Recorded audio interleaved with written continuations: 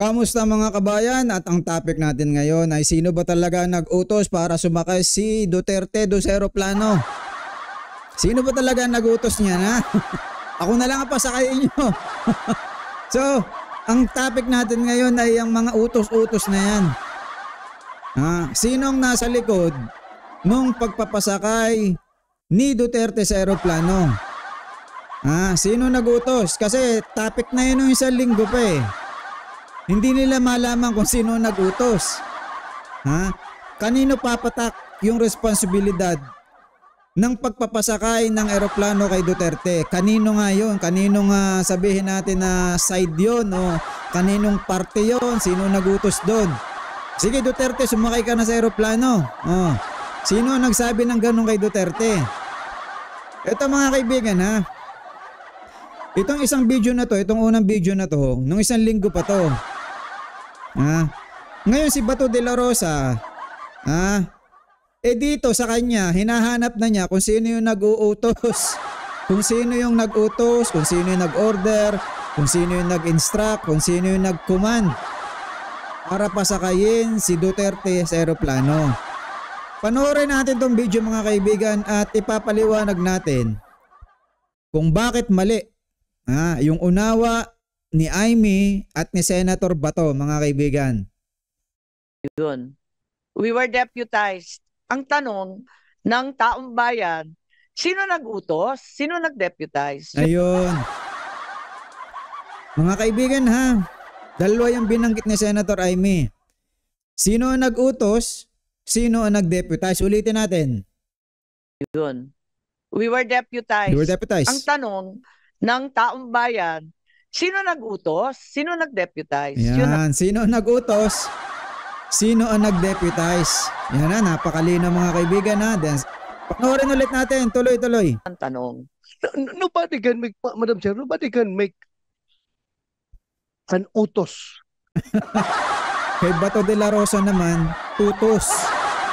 Kay Amy, deputize at utos. Kay Bato de la Rosa, utos lang. Tuloy. Or an order. Order naman utos at order. Secretary of National Defense. Yan, Secretary of National Defense. Kundi, somebody above him. And who is above the Secretary of National Defense? It is the President of the Republic of the Philippines. Ayun. Alam nga naman, yung Secretary of National Defense is taking orders from a general ng armed forces. It should be somebody from above. So, maliwanag pa sa sikat ng araw na presidente ang nagbigay ng order na yun. Dahil sabi mo niya, he's just following orders. Ayun, mga kaibigan Ito, kayo mga DDS, makinig kayo sa mga ganitong mga binibitawang salita Ang sabi ni Secretary Gibocho Toro, they were deputized. They were deputized. Ngayon, magkapareho ba meaning ng deputized at ordered? Magkapareho ba? Hindi po magkapareho meaning niya mga kaibigan. Ito po meaning ng deputized at ordered. Deputized means to appoint someone as a deputy or substitute. Napakalinaw mga kaibigan Deputy, ibig sabihin mas mababa sa iyo, ginagawa mo siya as substitute. Granting them temporary authority to act in someone else's place. So kapag sinabing to act in someone else's place, ikaw ay substitute. Diba? Ngayon, anong meaning ng ordered? Kagaya nung sinabi ni Bato. Ordered, on the other hand, means to give a command or directive or to arrange in a particular sequence. So binibigyan ka dyan ng gawain. Hindi ka dyan hindi ka dyan inaatasan. Magkaiba kasi ang inatasan at inutusan. Pag ikaw ay naatasan, ikaw ay deputize. Pag ikaw ay inutusan, Ibig sabihin, na-ordered ka. Kita nyo yung difference mga kaibigan? Ang sabi ni Secretary Gibo Teodoro, we were deputized. We act as substitute. Nakukuha natin mga kaibigan? Deputize. This implies assigning someone a specific role or task, often with a degree of authority, to act on behalf of someone else.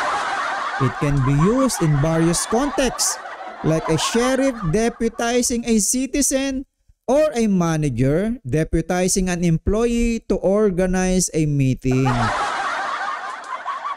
Yan na, magkaiba yung dalawang yan. Ordered. This refers to a command or direction typically given by someone in authority, instructing another person to do something. It can also mean arranging things in a specific order. Magkaiba po ang deputize kasi ikaw ay naatasan na maging kapalit, kahalili, diba? Karelyebo. Yan po ang meaning ng deputize. Kuha po natin mga kaibigan na so yung pagkakaintindi po nung dalawa ni Bato at ni Senator Amy doon sa deputize ay akala inutusan. Inutusan si Secretary Teodoro na ipakulong si Duterte. Mali po. Maling-mali. Di ba? So mga kaibigan, dito sa pangalawang video, sa pangalawang video, ito na ang pinakamagandang part mga kaibigan. Ito yung pinakamagandang part kung saan nandoon yung mga magaganda nilang pagtatalo. Diba? Na dito ito yung pinakamahalaga na usapan nung isang linggo pa. Na dito sa part na ito nung 5 oras. Panoorin natin at malalaman natin kung sino talaga ang nag-utos niyan mga kaibigan. Malalaman ba natin kung sino nag-utos niyan? Malalaman natin yan sa huli. We are under the direction of the Chief PNP. He was there personally. Ang pag-implement lang sir ng actual arrest ay ang aking ginawa. Trabaho. And I operated under that direction to ensure the proper service of the warrant, the observation of the law, protection of the arrested person, and ensuring his safe delivery Okay lang. sa kung saan man siya pinapadala sa akin. So simple lang. Was it a CIDG operation? Yes or no lang po? Para No ma'am, maliwanag that's na. a PNP operation. CIDG bahagi naman ng PNP. Pero sa dinami-dami ng division, sa dinami-dami ng pangkat sa PNP, CIDG ang pinili ng Chief PNP na Hindi. maglulunsad nito. Tama po. It is an operation, composite operation. That is an operation headed by a composite team of the Oo. PNP led by the director of the CIDG, ma'am. Yun. So, who give the orders Yan. to have President Duterte transported to The Hague? Ito, order na naman ang hinahanap ni Bato kung sino na naman ang nag-order Sino nagbigay sa'yo ng order? Yan. Sir, my order is to serve, the order that I received from the Chief of the Philippine National Police is to serve the warrant and ensure his delivery to the 250th Wing, to the team that will deliver him to The Hague. On the nuances of the higher authorities, I may not be privy to that information. Okay. So Hanggang sinabi doon niya lang sa- dito wala siyang information na talagang yung order lang na ipatupad yung arrest. Yun lang naman ang kay General Torre. Wala na naman siyang diyan, legal na. Diba? Yung basic na na arrest lang ng arresting ng tao ang talagang gagawin diyan ni General Torre kasi mamaya malalaman natin kung bakit talagang pinurso niya na i-arrest. 50. Sino nagpadala sa kanya sa aeroplano? Yan. Yan na naman. Nagpasakay sa aeroplano? The order for me, sir, is to deliver him to the team that will deliver him to The Hague. And Sinong nakita team na yun? Na-establish naman natin, sir, that it is done by the Interpol. Interpol. Sinong Interpol doon? Sinong Interpol doon? Si Ambassador Lacanilaw? Kanila o nag-order sa'yo? na isakay sa aeroplano? Sir, I think we have already established. Yung order ko is for me to deliver him to the 250th wing and deliver him to the team. Okay, and assist nandun the na siya team. sa 250th wing. Ngayon, pinilit mo siyang ilabas. Nakita ko pa yung matanda, humawak sa lamisa. Ayaw siya magpadala sa'yo. Akala ko ba ready labanan ni Duterte yung ICC? Bakit nakakapit siya sa lamesa? Pambira talaga naman. ready ako. Pumunta na kayo dito. Mamamatay na ako. Kasuhan nyo na ako. Eh bakit nang huli nakahawak sa lamesa? Ayaw niyang sumakay sa aeroplano. Sino nag-order sa'yo na isakay siya sa aeroplano? Sino nag-order sa'yo? Can I defer the questions, sir? The answer to the questions to the SOJ, considering that I have a team you of are the PG one there. there. Wala si SOJ doon. Ikaw ang nagkarga sa kanya sa aeroplano. Kaya tinatanong kita, who gave you the order? Yan. Still, sir, I take my orders from the Chief of the Philippine National Police. Yan. So, Chief PNP, you give the order to have former President Duterte board the plane? Ma'am, I think that from the very beginning, the DOJ's advice was sought on every step of the way. Yes, sir. And we gave the clearance to serve the warrant Yes, sir. of arrest. I am asking them because they are on the ground. Sila ang nag-implement doon. Kaya, Chief PNP, you give the order to the CIDG? The order of to the CID is really to assist the PCTC when it comes to arrest po. So, sino nagbigay ng order kay General Torre na ipasakay sa aeroplano? It's always the guidance that ang ano po namin is really to assist ang PCTC po. Kaya nga, Yun na, assist po ang sinabi lang niya mga kaibigan na assist ang sinabi niya ang gagawin ng PNP sa PCTC, assistance. PCTC, PCTC were you the kayo? one who ordered the... Ayun, kita niyo mga kaibigan ha. Dito si Bato, tureteng na siya mga kaibigan ha. Ulitin natin ha. Tureteng na si Bato dito eh. Tureteng na ang utak niya. Ang ano po namin is really to assist ang PCTC po. Kaya nga, O assist. Ha? I-assist lang ng PNP ang PCTC. Yun ang sabi ni General Marbil. A-assist lang nila pero ano ang ginawa ni Bato? PCTC, PCTC were you the kayo? one who ordered the boarding of President Duterte sa aeroplano? General Alcantara, please. Mr. Senator, Madam Chair, I've said from time to time that my mandate is to coordinate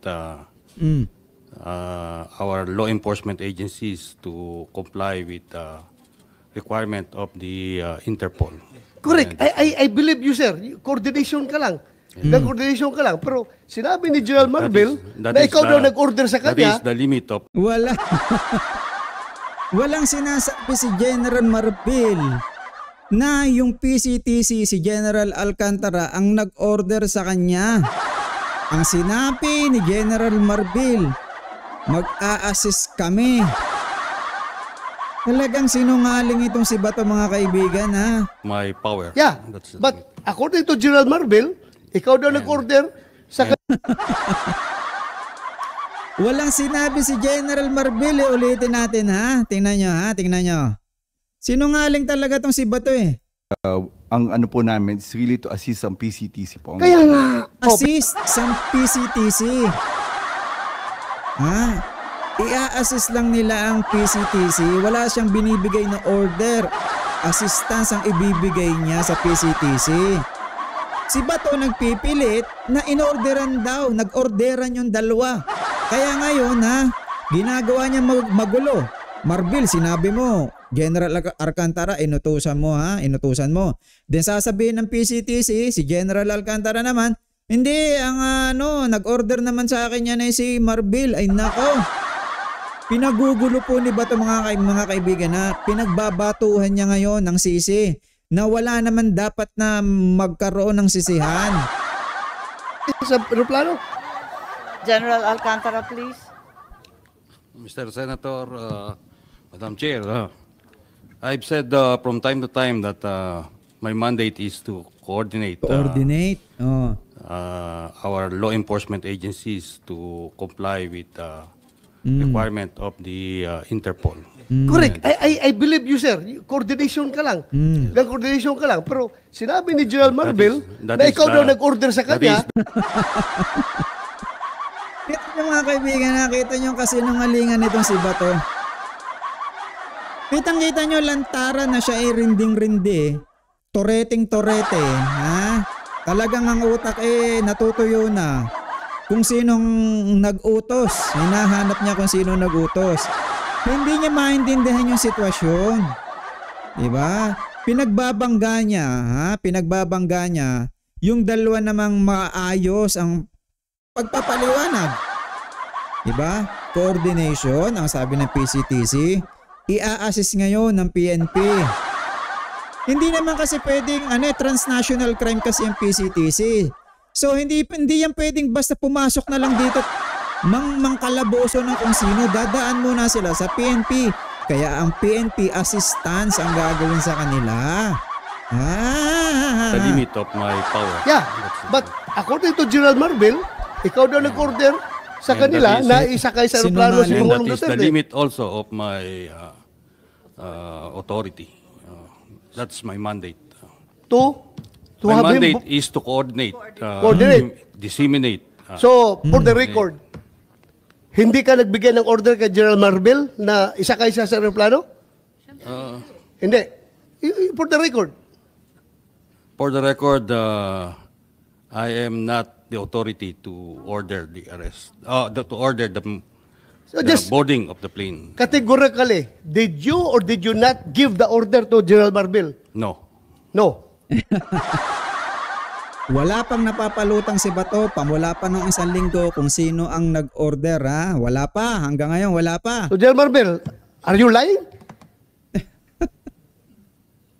Sir, I'm not lying, but I just want to have the executive privilege po regarding this matter. This Ay, operation. nandito na tayo eh.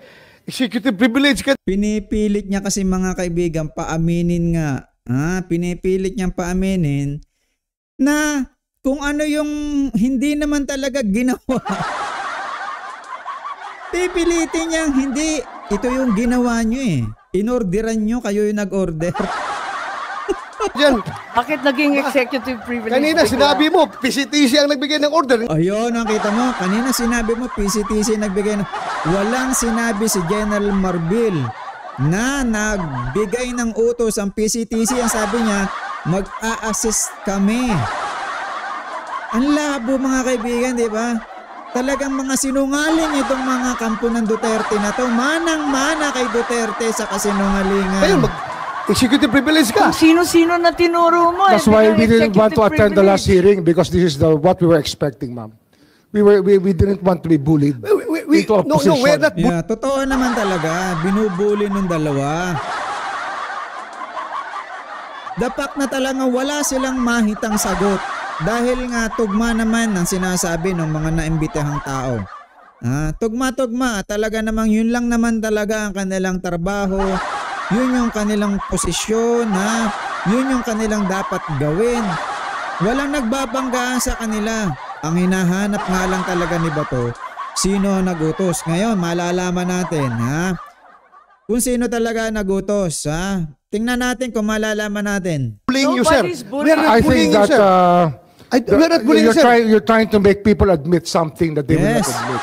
And executive We're privilege is a trying to valid derive excuse information. not to answer any Secretary- question. President Yes. Duterte is already at The Hague. Tapos na We're ang boxing. asking kung sino nagpadala doon sa kanya.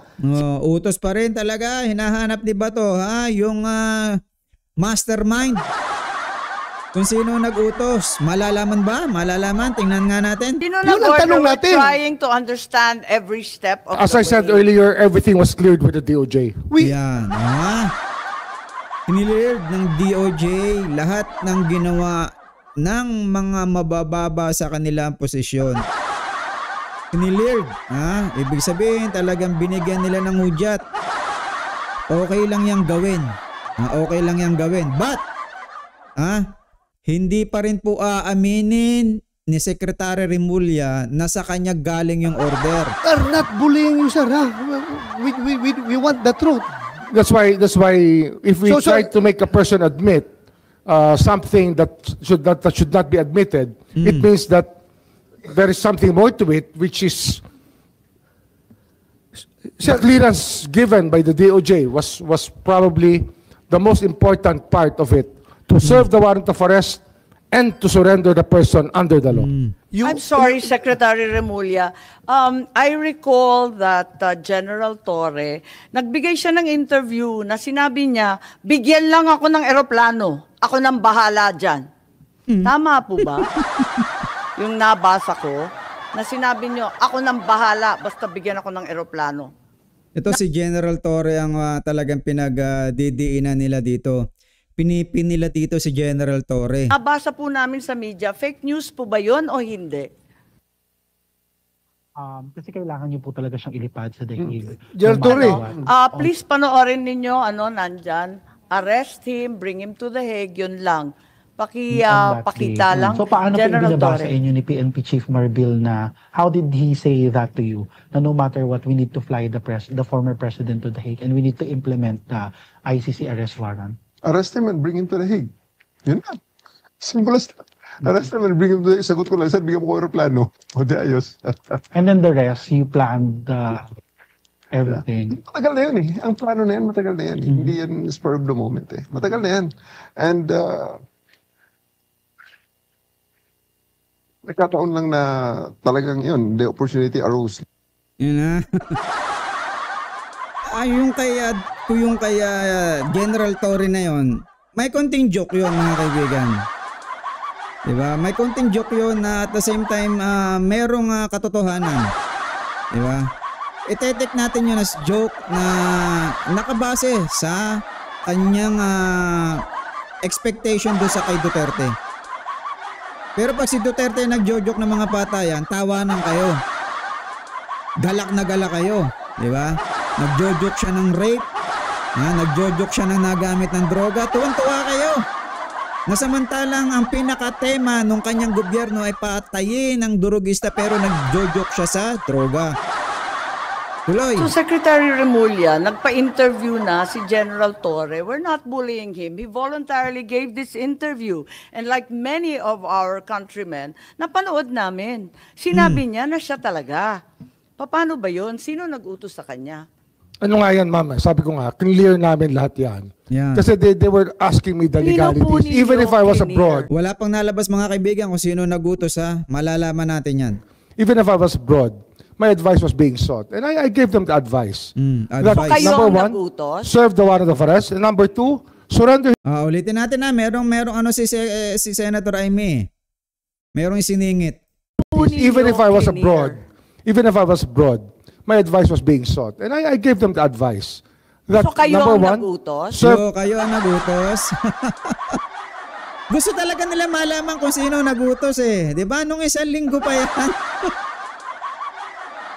Tinanong na sila tinanong kung sino nagutos, tinatanong ulit sino naguutos. the warrant of arrest. And number two, surrender him to the Hague. That's what the law provides. So, sir, you're the one giving the orders. Well, Utos na naman Utos na naman. in some ways, because I gave them the legal basis for all the actions that happened. Oh, yan. Hindi si Secretary Remulla ang nagutos pa rin. Siya yung nagbigay ng legal basis kung pwede bang gawin ni General Torre ng PNP at ng Interpol yung pagdadala kay Duterte sa eroplano at ng ikulong sa Hague. Wala pang naamin kung sino nag-uutos kung sino nagbigay ng order. Wala pa. So, you're the one giving the orders. If I have to be the one, then if I am the one, No, sir. that is referred. Hindi niya inaamin So I will admit it that I gave the clearances to number one, serve the warrant of arrest as I saw it, as I deemed fit, and number two, to fly him to the Hague to be surrendered under Section 17 of Republic Act 9851. Kasi mga kaibigan, tingnan nyo ang nakalagay kasi doon sa Rome Statute, dadalhin sa isang competent judicial authority. Dadalhin sa competent judicial authority. Ngayon, sino ba ang nag-act, sino nag-acted na competent judicial authority para talagang idiretso na sa kulungan si Duterte? Si SOJ Remulla yun, mga kaibigan. Sa kanya muna dadaan. Hindi naman korte sinasabi doon, mga kaibigan eh. Competent judicial authority, ang trabaho ng Department of Justice ay judicial authority ng bansa yan pagdating sa judicial mga processes, proceedings, di ba? Mga legal. So siya yung nandoon, siya yung naka-front na competent judicial authority, kaya sinabi niya, ako ang nagbigay ng mga legal advice. Pero yung pagsasabi niya na siya ang nag-order sa pagpapa-aresto, hindi po niya sinabi yun, mga kaibigan. Hindi niya inaamin yun. Na hindi, ako yung nagbigay ng order na pa-aresto yan. Hindi po, mga kaibigan. Siya lang yung nagbigay ng basis, ng legal basis kung kaya bang gawin ni General Torre na itong warrant of arrest ay ipatupad kay Duterte. Walang inaamin, mga kaibigan, At malalaman natin yan kung sino, kung sino nagutos. And that is, I caused this through my brother, who is the Secretary of the Interior and Local Government. Sir, giving orders is different from giving clearance. Klaruhin natin ito. Well, ang tinatanong ko is, sinong nag-utos? Because PNP is a uniform organization. Hindi yan gagalaw kung wala mag-uutos. Ang tinatanong namin ng committee, sino nag-uutos? Ikaw sabi mo, you're the one giving the clearance. Ngayon, ina-admit mo na parang sinasabi mo na. Yun na, clearance lang ang binigay ni Secretary Remulla. Hindi order, hindi instruction. Clearance. Kung gano'n na lang, ako na nagbibigay ng orders. So, hindi order yan. Nalalabuan ako doon. Ayun, kita niyo, mga kaibigan, nalalabuan pa rin talaga kasi wala nga nalabas kung sino nag-order. Diba? Nalalabuan kasi wala pang umaamin Pag sinabi mong ako na yung nag-order, yun. Pinpointed. Diba? Nakita na nasa scope na kung sinong nag-order. Kaya lang clearance lang ang binigay ni Secretary Remulla. Nasabi ni Bato, ay nalilito siya doon sa clearance. Sabi mo, nagki-clearance, nagbibigay ka ng clearance kanila. Sa kanilang ginagawa. It's a crisis management time. Kailangan maklear lahat. Dapat malinaw mag-isip yung mga taong kasama sa usapan. Mo na ahead of time. Na-clear na lahat yan. Tinatanong nila sa akin kung ano nga. Ang sinabi ko talaga dyan, number 1, you can serve the warrant. And number 2, Hague. Surrender him to the Hague under the law. So, that is what the law provides. So ang ibig sabihin, nalaman na ninyo na may warrant bago pa umabot yung March 11, 3 a.m. na sinasabi? Hindi po. Nalaman ko, una, sasabihin ko sa inyo, nalaman ko po na mayroong problema nung March 9, ako po yung nasa airport at sinasabi sa akin, mukhang may mga chismis na mayroong warrant. So balik tayo sa pero chismis mo yun. Kung alam ko kung totoo yun, hindi na po ako lumipad. I would have stayed here. Pero I had to fly because I had a commitment. So nautusan ninyo ng March 9? With the UNODC. So nautusan ninyo ng March 9 si PNP. Utos na naman dinidiin talaga nila. Kailangan nilang mailapat. Kailangan nilang maitusok sa isang tao yung utos Diba? Kailangan nilang ikapit na itong utos na ito, ikaw kayo ang nag-utos o ikaw ang nag-utos. Kailangan may malapatan sila kasi wala silang maididiin dito. Chief? Hindi ho. Nung dumating po yung warrant, yung diffusion order, pinadala po sa akin yan.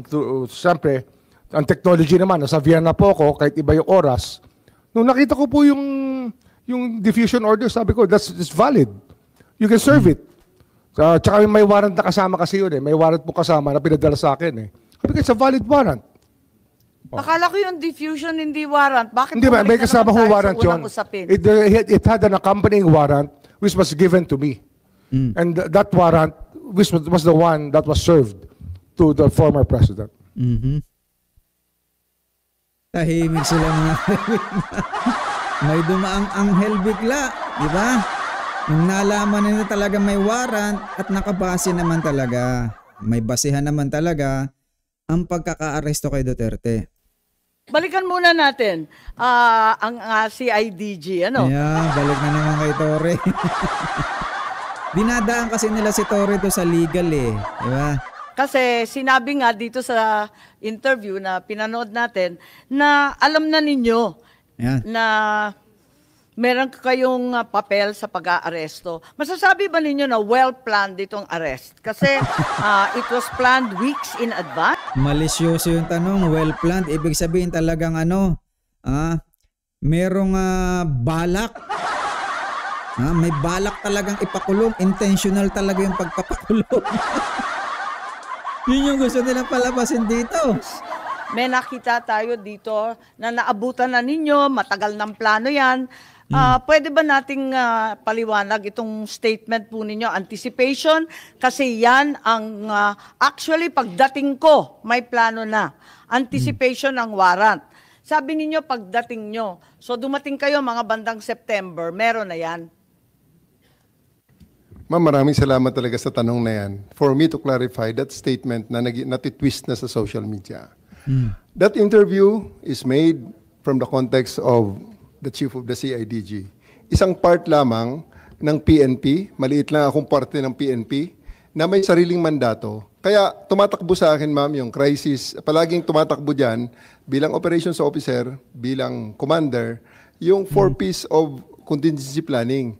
Predict, prevent, prepare, perform. Palaging may plano. Dahil nagbabasa ako ng dyaryo, ito may possibility na lalabas ang mga to. Nangyari. So, naghahanda ako Yes. na pag inutusan ako ng Chief PNP, hindi ako magsimula sa zero. Yes, madali na makakagalaw kapag may contingency plan. Kasi talagang inaasahan ng PNP yan na may warrant na darating at hindi yan magiging madali. Nakita nyo nga nangyari sa pag-aresto. So, it's not about anything, about sinister or anything. Yes, hindi masama. But it's just part of my job to plan Yes. for it. So, ano ang mga dapat pag may lumabas sa may mga wanted person, in-anticipate natin lalabas ang So warrant. hindi pa dumarating yung diffusion notice noong March 11, may plano ka na. Hindi ko pa. Pangina, kita nyo nga talagang idinidiin ni Amy Marcos dito. May warrant of arrest si Duterte na padating Meron ka na ba diyang pinaplano? May plano ka na ba? Di ba? Hindi maka-advance si Senator Amy na talagang ang PNP, palagi yan nag-a-anticipate ng mga bagay-bagay na kapag dumating yun, nangyari yun, ito agad yung pambungad nila doon sa problema. Diba? Ganyan talaga yan. Pwede bang mangyayari ngayon? Wala kang plano? Wala kang nakaantabay na mga gagawin? Meron yan syempre. Yung paghuli kay Duterte, hindi simpleng bagay yan. Hindi simpleng bagay yan. Kaya kung halimbawa nakalipat si Duterte sa Davao, paano siya kukunin doon? Paano? Napakaraming tao doon na nasupport sa kanya. Ano yung contingency plan? Diba? May order sa kanya na hulihin. Paano hulihin ng PNP yun kung wala silang parang nakaantabay na plano? Laging nadiyan yan syempre. Diba? Kung makakasakit ka, dapat may savings ka. Simple lang yun. Diba? Ganun lang ang unawa doon. Lahat tayo may plano in case na may mangyayari. Hindi na yan, ma'am. Part ng aking trabaho ang mag-prepare ng contingencies. Yes. Tama, hindi naman kita naka-ready po yan, ma'am. Yan na, hindi daw binibintang pero ang pagkakasambit niya malisyoso. May plano ka na ba? Meron kang interview, sinabi nga na January 2025, nagkumpuni ka na ng secret 80-page plan na ang tawag Operation Pursuit ng New York Times. Ang pagkaintindi natin, Plan Tugis. Tama ba yun? Wala po ako sinabing ganyan, ma'am. Kung sino man ang source niyan, I'm not very sure about it. Lumabas sa lahat ng media, sa GMA, pati New York Times sinabi. Pwede po nating makita, ma'am, kung Hindi possible. ko alam. Ang, yan lang ang nabasa ko. Fake news ang dala ni Amy. Operation Pursuit, tapos translate Oplan Tugis. Okay, may pangalan ho ba ako na naging source, ma'am, kung pwede ko makita? Kasi until this point, gusto ko rin po, ma'am, maraming salamat sa pag-clarify nito. Gusto ko sana makita, ma'am, yung pangalan ko talaga. Ang PNP, ang nagplano na ng isang Oplan Tugis. I'm just one of the... Napakahaba. Yun lang, ma'am. I'm just one of the 220... Unfortunately, I'm just one of the 220,000 policemen of the PNP right now. Kung sinong source nila, gusto ko sana nga makita, ma'am, na ang pangalan ko talaga is nandyan, na sinabi ko yan. Kasi na-attribute sa akin yan, ma'am, eh. Kaya I'm really thankful at this opportunity to clear that yes, Senator Bato. Andyan, How about that Chief PNP? Hindi kayo source yan? Yeah, sabi kasi si PNP Chief Marbil, inutusan si General Torre na ilalagay si Presidente Duterte under police custody as soon as the ICC issues the arrest warrant. Ma'am, wala po kaming ganyan at hindi ko po nakita yung Oplan Tugis na sinasabi nyo ngayon. So, ibig sabihin yung New York Times, lahat ng local media, sinungaling. Okay lang. I mean, sabihin lang natin, alin yung totoo, alin yung hindi, para maliwanagan kami. Madam Chair, mas naniniwala ako sa kanila pag sinabi nila yan kaysa dyan sa mga lumalabas na balita. Kapag sinabi nila na hindi silang source, naniniwala ako. Yun. Okay na. Walang pagpaplano, ha? Pagtugis kay Duterte. So, okay na. Sinabi na ni Bato, eh. Okay, paniwalaan natin. Tama naman, dapat paniwalaan ng kapulisan. Meron ba kayong memorandum, document, outline tungkol dito sa aresto ng March 10 or March 11? Bago pa dumating yung warrant, meron na ba kayong plano? Kasi sabi nga ninyo, General Torre, lagi kayong naghahanda for any eventuality. Crisis management nga naman. For the specific, yung March 11, ma'am, wala talagang pre-planned na sinasabing itong specific. Kaya on the fly ngayon, ma'am, na ginawa, ma'am. Eh. So, everything that was done there, based on the contingencies, meron tayong mga, may situation analysis, may... Pero sinabi rin ninyo, matagal ng plano yan. Yes, ma'am. Naabutan ko na yan. Pagdating ko, meron na yan. May contingency plan nga kasi hindi mo naman na-expect kung kailan dadating yung ano. Naghahanda ka nga lang dyan eh. Hindi mo naman talagang full force na gagawin yan. Nakitang-kita mo mga pulis eh, September pa lang nandun na kay Duterte. Hindi ganun yan. Anticipation na kami. Actually, ma'am, yung ang pinaka-mother of plan yan, ma'am, baka kasi yung pursuit na yan, hindi tugi sa pinagsimulan, baka manhunt. Kaya pursuit, baka manhunt yung manhunt Charlie natin. Mayroong ganyan ang PNP. The accounting of wanted persons. Hindi po, General Torre, kasi may PNP memos for deployment. Pinirmahan ni Chief PNP Marbil, March 10 pa lang. Wala pang arrest warrant, magde-deploy na tayo ng kapulisan sa NCR at pati na rin sa Davao.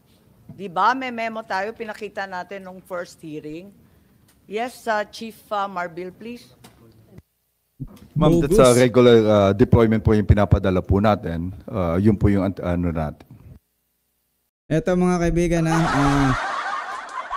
ating ibibigay natin opinion na natin itong nangyari dito sa hearing na to ha. Unang-una mga kaibigan, alam naman natin na basic na pagdating dyan sa batas, 'di ba? Ang warrant ay hindi po nagmumula o hindi nakabase sa utos ng tao, kundi utos ng korte. Kaya wala pong umaamin sa mga yan kung sino nag-utos. 'Di ba? Ang warrant kasi inilalabas ng korte para magbigay ng utos na legal para arestuhin ang isang tao. Sino nag-utos? ICC.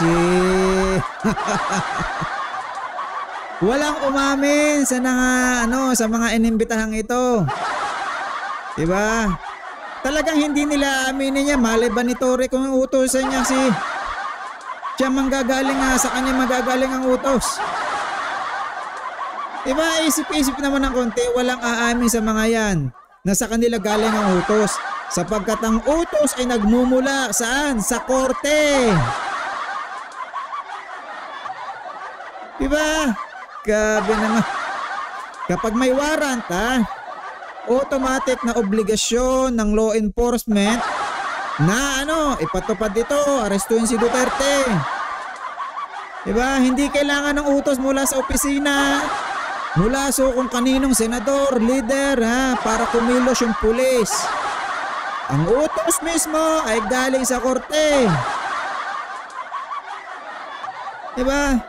So nakikita natin dito mga kaibigan, nakikita natin dito, gusto ni De La Rosa na magkaroon siya ng masisi, gusto niya magkaroon ng scapegoat. Ayaw niyang pairalan dyan yung rule of law. Ayaw niya igalang dyan yung korte. Diba? Yung ICC, ayaw niya igalang. Alam niya na ang utos ay galing sa ICC, hindi galing kay BBM. Diba?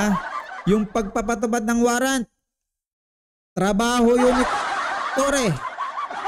Hindi yung paglabag. Wala siyang nilabag na kahit anong batas doon. So paulit-ulit tayong ganito. 2 linggo na ginagamit itong hearing na to para protektahan si Duterte, di ba?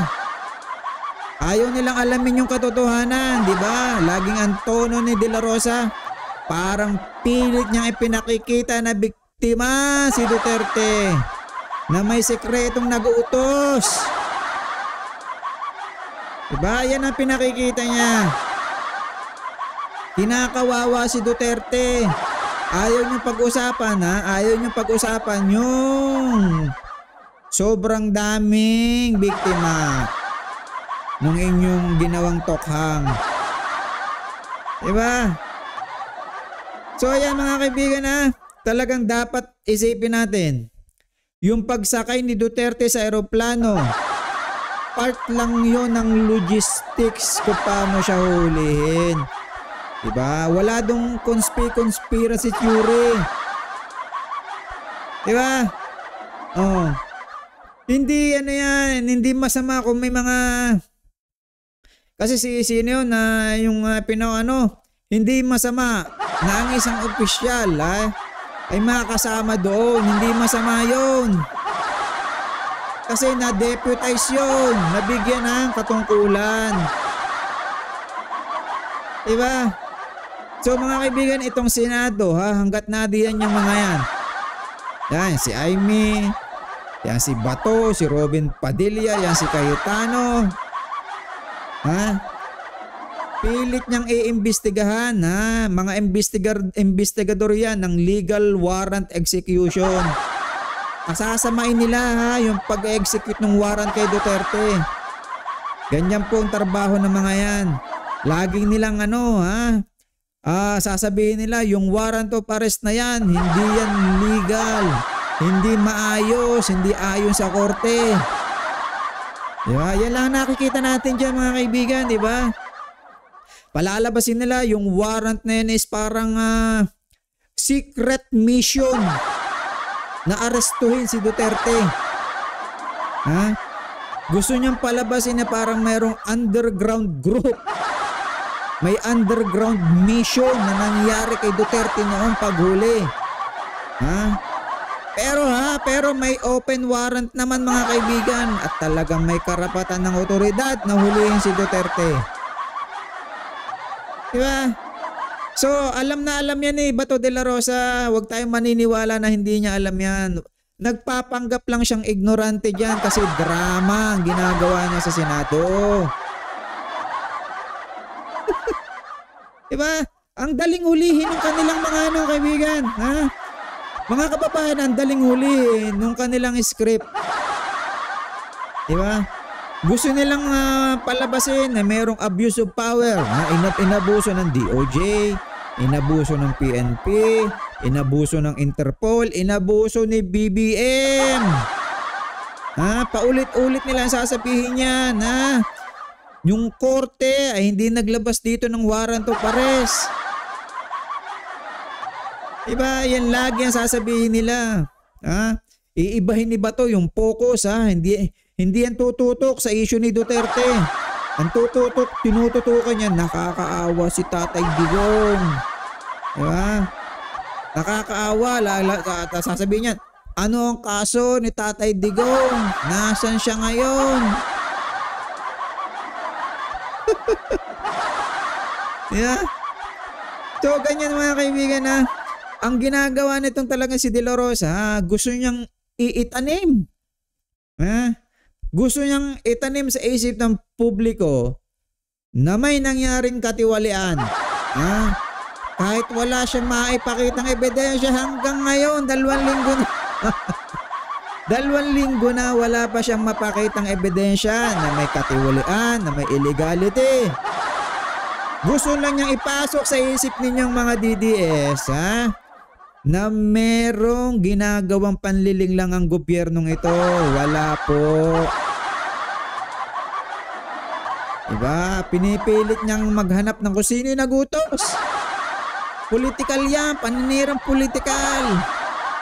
Kung tutusin talaga mga kaibigan, kung talaga magkakaharap-harap sa korte yan, walang legal violation po mga kaibigan. Totoong talagang may batas na nakasaad dyan at pwede tayo magpadala doon. Sana binago na ni Duterte noon pa yan. Diba? Noon pa yan kasakatangahan nila. Yan na nangyari ngayon. Diba? Kaya nga sabi ko mga kaibigan, yung hearing na yan ginagamit para sa public sympathy. Pinipilit na gawing kaawa-awa si Duterte para makakuha ng simpatsya, di ba? Imbis na hayaang umikot yung due process po ng ICC. Kung talagang kayo inosente, napakadali nyo ipapapanalo yan. Walang nangyari patayan, 0. Yan. Labanan nyo sa korte. Di ba? Ayan nangyari. Binabaligtad nyo yung lahat ng sinasabi nyo. Ginagawa nyong masama yung nagpapatupad ng batas.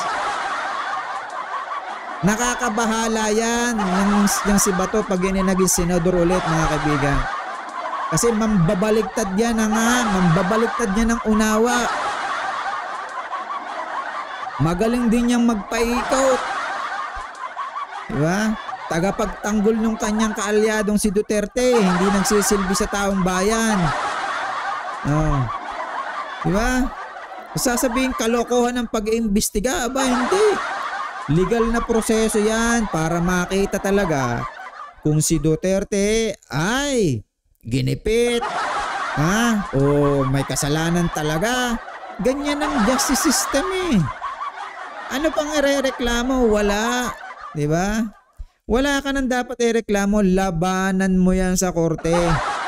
Napakadali mong makatakas dyan kapag ikaw ay walang pinatay, walang iniutos na itilin yung buhay ng isang tao. So hanggang dito lang mga kaibigan, pinaliwalag lang natin ng konti na talagang pinipilit nilang gawing scapegoat. Pinipilit nilang gawing scapegoat sino? Si BBM, ang target talaga nila ditong pabagsakin. Si BBM lang talaga. Pamula kay Torre, kay General Marbil, kaya sa prosecutor hanggang DOJ, papunta sa Secretary of Defense, papunta kay BBM. Doon ang galing ang utos. Hindi naman pumirma si BBM ng warrant. Hindi naman siya pumunta sa ICC para sabihin nyo, padala nyo nga yung warrant doon. Wala. Ang nag-utos, ultimate na katotohanan, yung ICC ang nag-utos para huliin si Duterte. Ayun, natumpak natin mga kaibigan, Natumbok natin ang katotohanan. Ang warrant ay hindi nakabase sa utos ni President BBM. Dahil yan ay utos ng korte. Obligasyong ipatupad yan dahil may basihan. May basihan kung bakit yan ay talagang dapat ipatupad at huliin si Duterte at makulong siya doon ng mahabang panahon. Hanggang dito lang mga kaibigan. Salamat sa panonood. Tayo ay nagpaliwanagan lang. Nagkatuwiranan lang tayo. Kung gusto nyo akong barahin nyo ako dyan. Sa comment. Then magtatalo tayo sa comment. Okay mga kaibigan. Maraming salamat sa inyo. Maraming salamat sa panonood. Nagkaunawaan sana tayo dito sa ito yung pinakamagandang parte. Kasi kailangan talaga nila maipalabas dito kung sino yung may kasalanan sa pagpapadala. So wala silang naipalabas. Wala silang nakita mga may mali. Kundi yung korte ang nag-utos. Maraming salamat mga kaibigan. Peace be with you po. Peace be with you.